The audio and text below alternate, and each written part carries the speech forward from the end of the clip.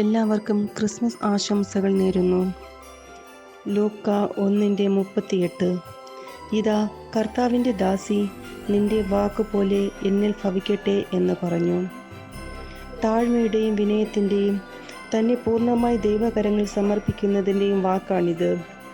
ദൈവത്തിൻ്റെ ഹിതം തന്നിലൂടെ നിറവേറുന്നതിന് എന്തു ത്യാഗം സഹിക്കുന്നതിനും അതിലൂടെ തനിക്ക് വരാമായിരുന്ന അപമാനത്തെ ഏറ്റെടുക്കുകയും ചെയ്യുന്ന മറിയയെ ഈ വചനം നമുക്ക് കാണിച്ചു തരുന്നു.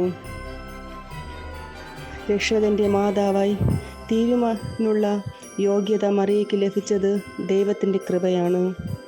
ദൂതൻ കൃപ ലഭിച്ചവളെ എന്ന് വന്ദനം പറയുന്നത് ആ നിലയിലാണ്. അനേകർ ആഗ്രഹിച്ചിട്ട് ലഭിക്കാതിരുന്ന ഭാഗ്യം മറിയയ്ക്ക് ദൈവകൃപയാൽ മാത്രമാണ് ലഭിച്ചത്. ഓരോ കുടുംബങ്ങളിലും ഓരോ വ്യക്തികളിലും ഈ ക്രിസ്മസ് ദിനത്തിൽ ദൈവകൃപ നിറയട്ടെ എന്ന് ആശംസിച്ചുകൊണ്ട് എല്ലാവിധ ക്രിസ്മസ് ആശംസകളും നേരുന്നു.